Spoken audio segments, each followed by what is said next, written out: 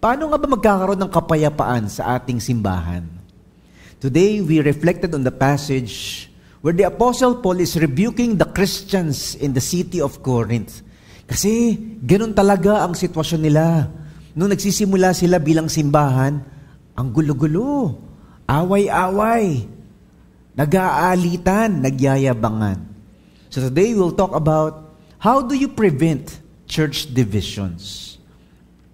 Alam niyo po, ang Corinthians ay nababahagi sa 3 parts. The first part is about divisions in the church. Yan yung chapters 1 to 4 ng entire book of 1 Corinthians. Yung kanilang pagtatampuhan, yung kanilang yabangan, yung kanilang competitive spirit and divisive attitude. Yung second part ng buong book of Corinthians is about disorder in the church. Ito naman yung kanilang mga magugulong mga ugali, skandalo, sexual immorality, marriage scandals, lahat ng mga pinagtatalunan nila about their Christian lives. And the last part of the book of Corinthians is about doubting in the church. Ito yung kanilang mga pagtatanong tungkol sa teachings ng Bible. Totoo bang nabuhay si Jesus Christ mula sa mga patay? Totoo ba na tayo ay may pag-asa at nabubuhay muli? They're questioning the faith. And so that's the background of Corinthians. Alam nyo ba that the church in Corinth belongs to a very, very wealthy city? In other words, the church in Corinth is a wealthy church. Madaming mayayaman, madaming negosyante sa loob ng church. Marami ring mga trabahador, marami ring mga foreigner at mga migrants. Because the city of Corinth is the center of trade in the nation of Greece. The city of Corinth is also the center of business, is the center of prosperity. Talagang mayamang bayan ang Corinth. It's the center of religion. Ang daming religion, ang daming mga templo. But it's also the center of immorality. In fact, to be identified as a Corinthian is to be synonymous with immorality. Pag sinabing, taga-Korinto ka ba? Nako, siguro marami kang kabit. Taga-Korinto ka ano? Siguro magulo ang buhay mo at puro bisyo ang buhay mo. In fact, today, when you label someone as someone who is Corinthianizing or to Corinthianize means to live an unethical life, an immoral life, and a life of impurity. Kaya yung church in Corinth, medyo nakakapasok sa kanilang simbahan yung mga ganitong pag-uugali. Yung puro pera ang iniisip, nakapasok sa church. Yung puro sexual immorality ang iniisip, puro kalaswaan ang iniisip, nakapasok sa church. Yung puro yabangan ang iniisip, medal dito, trophy doon, championship dito, championship doon, pagandahan ng sasakyan at pagandahan ng bahay, palakihan ng negosyo, nakapasok sa church. Kaya, when the Apostle Paul was writing this letter to them, puro sabo ng walang banlawan talaga. Sinisermonan niya talaga sila. Oy, umayos kayo. Kayo ay binili na ni Kristo. Ibahin ninyo ang ugali ninyo. And that is why we will talk about chapter 1. It's about their divisions, yung kanilang away-away. The whole month in your church is the theme about peace. Paano nga ba magkakaroon ng kapayapaan sa ating buhay? Ito'y dahil sa Panginoon. Pero paano magkakaroon ng kapayapaan sa simbahan? Yung mga tayo nagmamahalan, nagpaparaya, nagpapatawaran, at nagkakaroon ng kapayapaan, ay kung ang Panginoong Jesus ang sentro ng ating simbahan.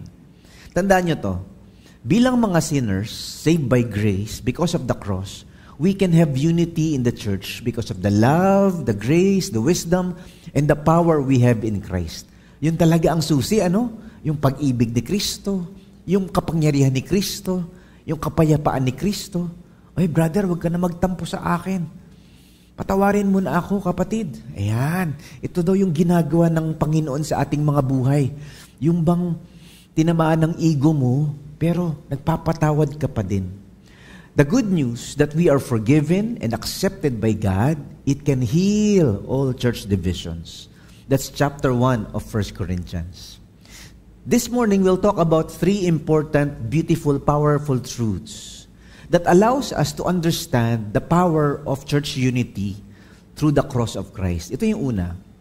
Unity happens when there is harmony with one another in Christ, not quarreling.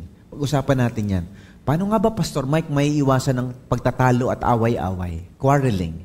Number 2, unity happens when we are centered in Christ, not on church leaders. Huwag kang titingin sa tao, aalis ka talaga sa church. Pero kung nakatingin ka kay Jesus, tatagal ka sa church. Hello? Kalabitin nyo ngayon katabi nyo, uy, para pala sa'yo to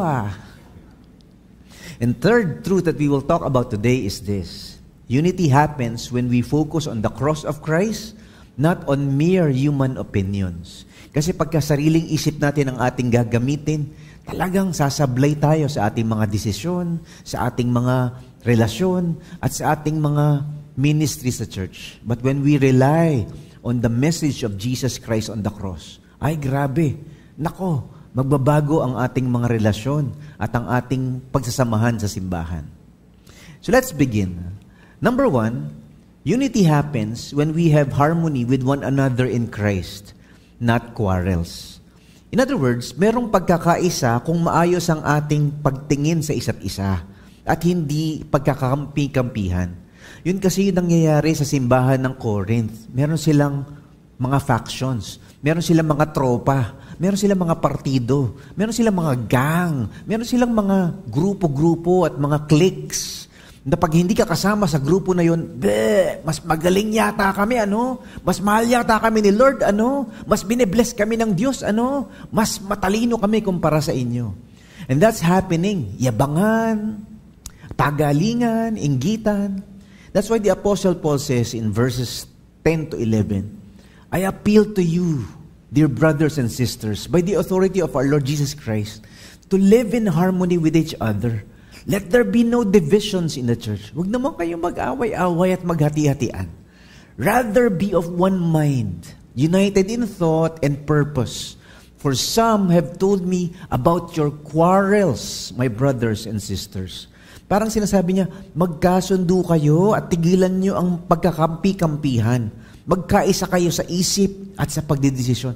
In other words, he's inviting them to understand na pag hindi kayo nagkaisa, hindi kayo tatagal at hindi malulugod ang Diyos sa buhay ninyo. Alam niyo ba yung ginamit dito ni Apostle Paul na word na united? Let there be united in thought and purpose. Sa Greek word, ito daw ay ang salitang katartiso. Katartiso is the word they used in mending nets. Kapag ang lambat ay punit-punit, tinatahiyan ng mga mangingisda para yung net na nasira at nabutas, biglang magsasara. Mending nets, ang pagtatahi ng mga punit na relasyon. Katartiso. The Apostle Paul is telling them, you have to mend what is ever is broken. You have to forgive whatever is bitter. You have to love whatever is an offense. Yan, magkaroon kayo ng katartiso bilang magkakapatid sa simbahan. Huwag kayong magyabangan at magkampihan at mag-away-away. The word katartiso is also used for the word harmony. Ang image rin na ginagamit niya ni Apostle Paul is like, para bang isang orkestra na iba-iba ng instrumento. May gitara, may tambol, merong pompyang, merong mga awit, iba-ibang tono. Pero pag pinagsama-sama mo, ang ganda. What a harmonious melody they make. Yun daw ang ibig sabihin ng pagkakaisa. Magkakaiba tayo ng opinion, magkakaiba tayo ng kinalakihan, magkakaiba tayo ng kultura, magkakaiba tayo ng pamilya, magkakaiba tayo ng ugali, magkakaiba tayo ng mga gusto at ayaw. Pero pwede tayo maging one harmonious orchestra, producing music that glorifies God and encourages people outside. So yung mga nasa paligid ng UEC Santa Cruz, Laguna, nagtataka, nagtatanong, nasa labas sila ng church, pinapanood nila tayo. Ay, grabe namang silang magmahalan dyan sa UEC Santa Cruz. Grabe naman ang samahan nila dyan, ang ganda. Ba't ba nila ako hindi iniimbita? Yan. Hello? Hi? Ito daw ho yung harmony that attracts people and honors the Lord. Yung bang pare, pigilan mo ako, a-attend na ako dyan, pupunta na ako sa church na yan. Sobrang ganda ng kanilang samahan. Hindi sila pare-pareho, pero napaka maayos at masarap silang kasama. Katartiso is the word for unity. It implies not only the healing of wounds and the mending of broken relationships, but it's also a joyful, delightful harmony na merong masarap na samahan sa simbahan. Gusto nyo ba ng simbahan na ganon? Na tuwing sasama ka sa prayer meeting, a-attend ka sa discipleship group, at sasamba ka pag linggo, parang ang turingan ninyo ay parang magkakapatid talaga. Walang laglagan, walang iwanan, at walang ayawan. And that is why sa Philippians, ito rin yung sinasabi ni Apostle Paul. Parang inulit lang niya sa Corinthians. Sabi niya in Philippians chapter 2 verses 2 to 3, Make me truly happy, make my joy complete by agreeing wholeheartedly with each other, loving one another, nagmamahalan kayo sa isa't isa, and working together with one mind, katartiso, and purpose. Don't be selfish. Don't try to impress others. Be humble, thinking of others as better than yourself. Sinasabi niya, magkaisa talaga kayo na parang iisa lang ang puso at isip ninyo. Wow, ang sarap, One mind and one heart. Huwag kayong maging selfish at huwag kayong magmayabang. Maging humble kayo at ituring nyo na mas magaling ang ibang tao kaysa sa inyo. So, the Apostle Paul hits them in the bullseye. Alam nyo, ang problema ninyo, maraming mayayabang sa inyo. And pride is the greatest relationship killer. Pag may mayabang sa relasyon, hindi tatagal ang relasyon. Maghihiwalay talaga kayo. Pag may mayabang sa barkada, hindi tatagal yung samahan ng barkada. Magkakawatak-watak talaga kayo. Pag may mayayabang sa church, naku po, hindi tatagal yung church. Malalagas kayo. Hello? Hi! Kalabitin mo yung katabi mo, parang tinatamaan ka na yata So in other words, Paul says, you need to be humble. You need to consider others better than yourself. Hindi laging ikaw ang tama, ikaw lang ang magaling, ikaw lang ang marunong, ikaw lang ang bida. Di wow, ikaw na. Kasi sa totoo lang, meron talaga tayong magkakaibang opinion. Meron nga isa nagsabi sa church history, sabi niya, in essentials, unity. In non-essentials, liberty. But in all things, charity. Ibig sabihin, minsan hindi tayo nagkakasundo sa mga ibang mga bagay. Okay lang. We agree to disagree. And we respect diverse views on secondary matters. Merong primary matters na kailangan natin pagkaisahan. One doctrine. For example, dapat nagkakaisa tayo na si Jesus ay tunay na Diyos, tunay na tao. Pag medyo sumablay ka sa paniniwala na yun, si Jesus hindi naman Diyos, hindi tao, ay hindi ka na kapatid. Pero we are all one in the belief, in the doctrine of the deity of Christ. For example, ang Diyos is a Trinity. God is a triune God. Father, Son, Holy Spirit. These are all doctrines that unite us. Ang tawag doon, primary doctrine. Pero meron mga secondary doctrines na pwede nating pagtalunan, pag-awayan, iba-iba tayo ng views, iba-iba ng opinion about it. For example, ang babae ba ay pwede magpastor o hindi? Iba-iba dyan ang opinion in different churches. Depende sa church. Okay lang na magkaiba tayo ng pananaw tungkol doon. Ang rapture ba ay bago mag-tribulation o gitna ng tribulation o after ng tribulation? Iba-iba ang opinion tungkol dyan. Okay lang yun, pero magkapatid pa rin tayo. Nawawala ba ang kaligtasan o hindi? Maraming pagtatalo tungkol dyan. Okay lang, magkapatid pa rin tayo kahit magkaiba tayo ng views about matters like this. Pwede bang kumanta ng rock music, the Christian ang content? O kailangan puro hymns at saka old music lang? Or dapat bang iboto si Toot? O kailangan iboto si Toot? Hindi natin alam. Iba-iba ng binoboto ang Kristiyano. Huwag kayong magbardagulan. Magkapatid pa rin tayo kahit yung binoto ko ay hindi yun yung kandidato mo. Hello?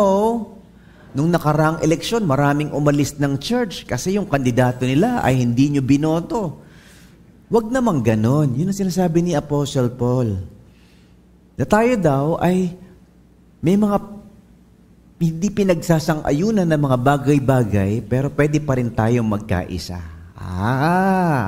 So that's the first truth that the Apostle Paul is inviting us today. How do you prevent church divisions? Is when there is harmony, when there is katartiso among believers instead of quarreling. Ito naman yung pangalawa. Apostle Paul is saying, unity happens when we are centered on Christ. Nakatingin ka sa Panginoong Yesus, hindi sa leader, hindi sa pastor, hindi sa tao. We're centered on Christ, not on church leaders. Kumaga, magkakaroon ng pagkakaisa kung nakatingin tayo kay Kristo at hindi sa mga leader ng simbahan. Tingnan niyo to. Verse 12 to 13, he says, some of you are saying, kay Apostle Paul ako. I follow Apollos. Or I follow Peter. Kumbaga, meron silang kampi-kampihan. Ay, kay pastor ganito ako. Ay, kay bukso ganito ako. Ay, kay elder ganito ako kampi. Ako ay tagasunod ni deacon ganito. Hati-hati daw sila. Yung iba naman, wala kayo sa akin. Mas matindi ako. Ako, kay Jesus ako. Bleh. So, parang puro sila yabangan, pagalingan, pataasan ng bangko. Sabi ni Apostle Paul, has Christ been divided into factions? Nahati-hati na ba si Kristo? Was I, Paul, crucified? Namatay ba ako sa krus para sa inyo? Bakit ba may kumakampi sa akin? Were any of you baptized in the name of Paul? Of course not. Tindi, no? Galit na galit si Apostle Paul. Ano ba kayo? Para kayong mga grade 10 kampi-kampihan. Lahat naman tayo kay Kristo. Lahat naman tayo mahal ng Panginoon. So the church in Corinth, instead of creating harmony, they're creating factions. Dito ba sa church ninyo, meron din ganyan? Naku, sa lahat ng church merong ganyan. Kasi, sa totoo lang, okay din naman na meron tayong favorite teacher. Favorite ko yan. Sino bang teacher ng Sunday school ngayon? Favorite teacher ko yan. Pag ibang teacher this Sunday, tutulog muna ako. Or sino bang magsasermon sa linggo? Sino bang preacher natin sa linggo? Gusto ko yan. Tagasunod ako niyan. Follower ako niyan. Normal naman yun. Na meron tayong mga preferred pastors, meron tayong mga authors that have improved our faith, meron tayong mga teachers that allowed us to grow spiritually. Yung sarap-sarap namang matuto sa kanilang mga pagtuturo. That's not bad. That's normal for human beings. Ang sinasabi ni Apostle Paul ay pagka nagyabang ka na. When you take pride in who you follow, and when you arrogantly bash others or demean others, or when you dismiss others as lesser or inferior, hindi ka na humble. Mayabang ka na. Yun ang kasalanan. And that pride is divisive. It creates disharmony, and it creates hurts and hate in the church. Kasi ang yabang nyo na kayo lang ang magaling. Ang yabang nyo na kayo lang ang mahal ni Lord. Sabi ni Apostle Paul, wag nyong gagawin yun. That's why in the latter chapters of Corinthians, parang sinasabi niya, ang kulang ninyo, humility. Ang kulang ninyo, maturity. Para kayong mga grade 5 na mukhang 40 years old. Sabi niya, 1 Corinthians 3, I had to talk to you as though you belong to this world, as though you were infants in Christ. Para kayong mga baby. Para kayong mga sanggol. Ano ba? You are still controlled by your sinful nature. Born again na kayo. Christian na kayo. Kay Jesus na kayo. Ba't bang asta ninyo ay para kayong non-believer? Ba't bang asta ninyo ay parang mga nagtatalo-talo sa kanto? Sinful nature. You are jealous of one another, inggitan kayo ng inggitan, and you quarrel with each other, awayan kayo ng awayan. Doesn't that prove that you are controlled by your sinful nature? Aren't you living like people of the world? Para kayong hindi born again Para kayong hindi Christian When one of you says, I'm a follower of Paul, and another says, I'm a follower of Apollos, aren't you acting just like people of the world? So the issue is not about preference of church leader or favorite teacher or a follower of this leader. The issue is actually pride. The issue is that they feel that they are superior to the others. Mas magaling kami. Mas maganda ang turo namin. Naririnig nyo ngayon yan, ano? Yung mga churches, yabangan ng yabangan. Mas maganda yata tong church na to. Dito na lang tayo. Mas maganda dito. Mas maraming parking dito. Dito kami. Mas maganda yata ang kantahan dito. Excellent music. Mas malamig ang aircon dito. Dito na lang tayo sa kabila. Mas magaling yung pastor dito. Doon tayo sa kabila. So parang may competition instead of collaboration. Ano? In a consumeristic culture that we have right now, ang church parang kang pumipili ng tindahan sa mall. Parang kang pumipili, mas okay ba to? Parang maganda rin yung brand dito. Ito naman, yung brand nito. So, pare-pareho namang Christians, pero merong competition. In other words, sinasabi ni Apostle Paul, preachers are not to be idols. Teachers are not to be your idol. The only one that deserves our honor and worship and followership and loyalty is the Lord. Hindi yung mga tao. Yes, we are blessed with gifted teachers and brilliant pastors and good servants, amazing deacons and elders in the church, but our loyalty is to the Lord. Kaya hindi nagkakaroon ng pagkakawatak-watak. So that's the point of the Apostle Paul. Focus on Jesus, not on the preacher. Focus on Jesus, not on the pastor. Kasi yung mga pastor natin, nagkakamali yan. Masasaktan ka. Ma-offend ka. Ganun pala si pastor. Lahat kinamayan, ako nakalimutang kamayan. Hindi na ako atin ng church. Siyempre, tao yan nagkakamali. Ganun pala si deacon. Ano ba yan? Hindi na ako mag-church. And so, when we do that, we are not in love with the Lord, we're in love with the leaders. Narinig niyo na ba yung kwento ng isang sundalo at gusto na nila magpakasal kaya nagkaroon ng giyera? So this soldier went to a faraway place to fight the war. So to keep their relationship alive, noong mga panahon yun, wala pang Telegram, tsaka wala pang Viber, tsaka wala pang Messenger, at wala pang internet. So sumusulat sila. Yes, sa mga millennials and Gen Z, may panahon sa kasaysayan ng mundo na kailangan mong sumulat using an ink and a pen and a paper. Tapos ini-sprayan ng pabango. Para nakaka-inlove. Tapos mag-aantay ka ng 3 araw, 5 araw, bago makarating yung sulat. Ngayon, 5 seconds, tanggap mo na yung message, di ba? So there was a time like that. They were writing letters to each other. And so yung soldier na to, para hindi mawala yung pagmamahal nilang isang mag-boyfriend at mag-girlfriend, sumusulat siya every week sa girlfriend niya. So yung babae, natatanggap yung kanyang sulat, pinapadala ng kartero. Yes, there was a person who handles your message. We call them the postman. Ayan, di ba? Yung kartero. So excited yung babae, makita yung kartero. Sir, meron na bang sulat? Meron po kayong sulat, ma'am. Ayan, so, wow, nakaka-inlove naman. Lahat ng mga sinasabing romantic words, sweet letters, nakaka-inlove. So yung babae, in love sa mga sulat ng kanyang boyfriend. After some time, umuwi na from the war yung sundalong ito at excited siya makita yung girlfriend niya, yung kanyang fiancé. Papakasalan ko na yung matagal kong sinusulatan. Pag uwi niya sa kanilang baryo, sa kanilang barangay, wala na doon yung girlfriend niya. At may nakapagsabi, ay, hindi mo ba alam? Hindi ka ba inimbatahan? Kinasal na. Kasal na siya. At nadurog ang kanyang puso, umiiyak siya. Bakit siya nagpakasal sa iba? Sinong pinakasalan niya? Yung kartero. Nakaka-inlove kasi. So this is what the Apostle Paul is telling us. Huwag kang ma-inlove sa kartero.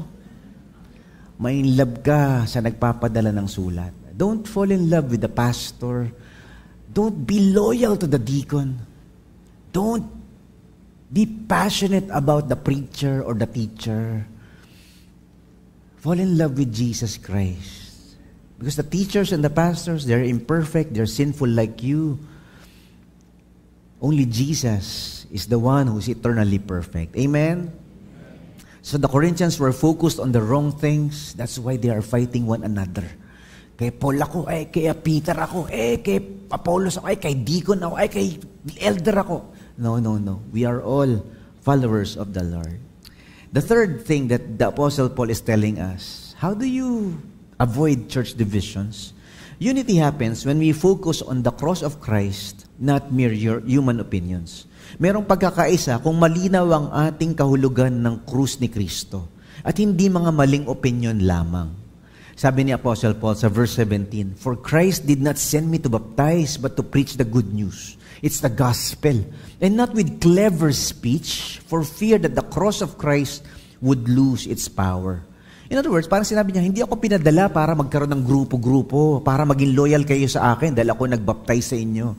Pinadala ako ng Panginoon dito para maging malinaw sa inyo ang ibig sabihin ng good news, ang ibig sabihin ng gospel, ang ibig sabihin ng krus. At bakit namatay si Jesus para sa atin?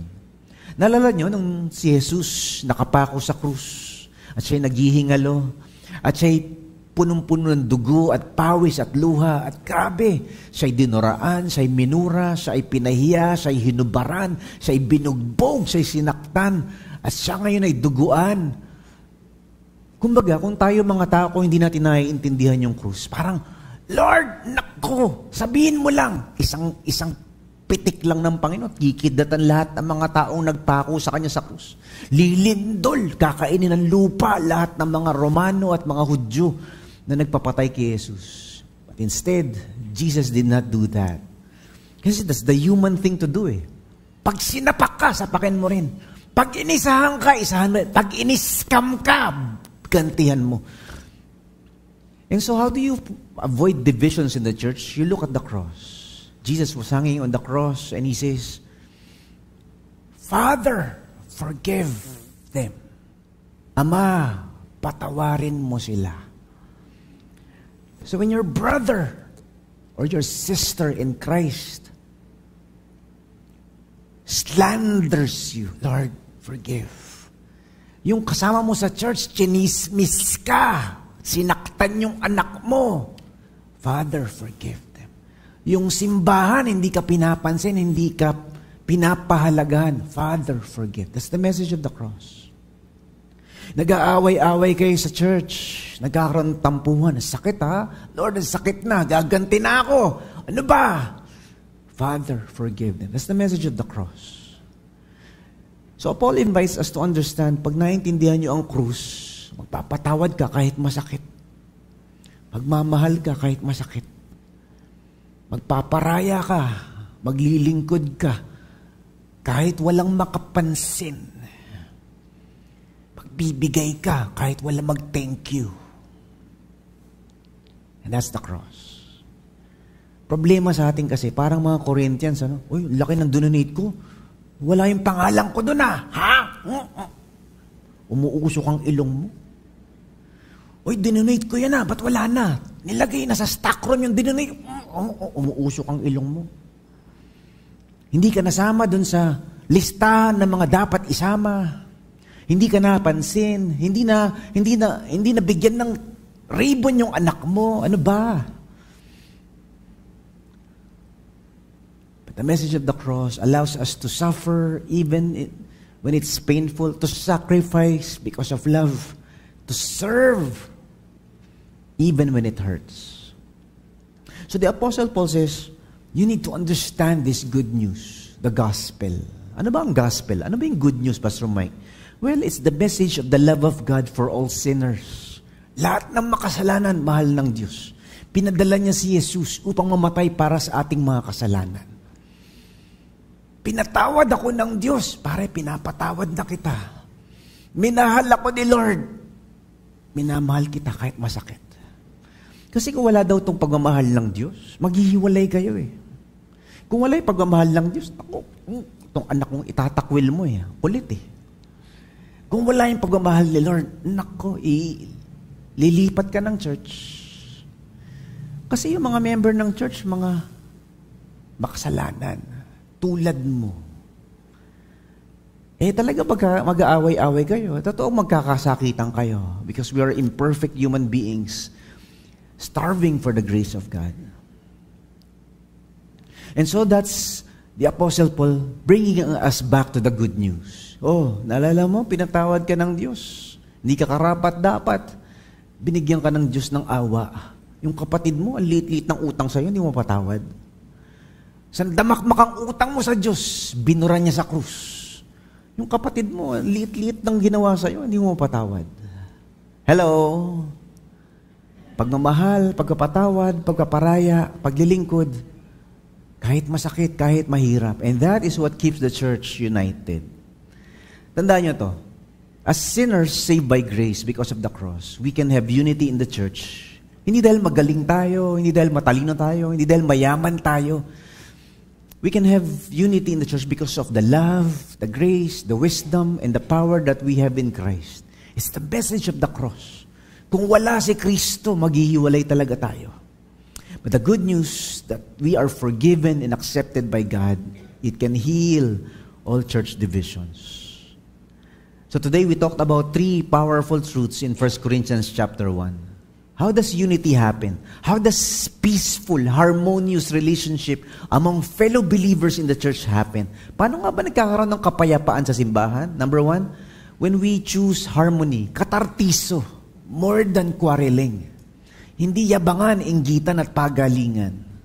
When we are centered on Christ, nakatingin ka sa Panginoon, hindi sa tao. Kasi pag sa tao ka nakatingin, matitisod ka, magkakasala ka, magyayabang ka, o may insecure ka. Number 3, we are focused on the cross of Christ, not mere human opinions. Ang krus ni Kristo, ang mensahe na nagbabago ng ating mga buhay. Pinatawad ka ng Diyos, magpatawad ka.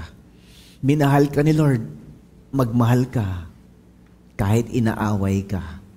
Kahit sinasaktan ka. And that is the message of the cross. Let's all stand as we pray. Tayo pong lahat ay tumayo, tayo'y manalangin.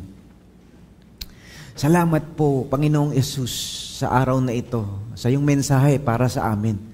Na Panginoon, kailangan po namin magkaisa bilang simbahan. That the only way that we can have peace in our relationships in the church, that the only way we can have harmony and loving relationships in the church is when we are centered on Christ. When we understand the message of the cross. When we come, Lord, focusing, Lord God, on your grace, on your mercy, on your love, so that we can forgive those who hurt us. So that we can love those who hate us. So that we can serve even those who do not appreciate us. Tulungan mo po kami, Ama, magpatawad, maglingkod, magmahal, magparaya, kahit masakit, kahit mahirap. For the sake of your church, magtitiis kami, magmamahalang kami, magpapakumbaba kami, and for the honor of your name. Lord, dalangin ko po na hilumin mo po ang bawat sugat na kailangan ng pagkapatawad at paghihilom. Magkabalikan nawa ang mga nagtatampuhan at hindi nagpapansinan at merong alitan. Magkaroon po nawa ng reconciliation and forgiveness for every family, for every marriage, for every relationship, for every church mate, for every friend, every brother and sister in Christ. Lord, pagpalain mo nga ang UEC Santa Cruz, Laguna, na sila po ay maging simbahan na nagkakaisa, nagmamahalan, nagpapatawaran, magkakaiba man po ng pinanggalingan, magkakaiba man po ng kinalakihan, magkakaiba man ng opinyon at mga pananaw. Iisa kami sa Panginoon, iisa kami kay Kristo. Lord, thank you, Lord. You are doing something good in this church because you are doing something great in our lives. Amen.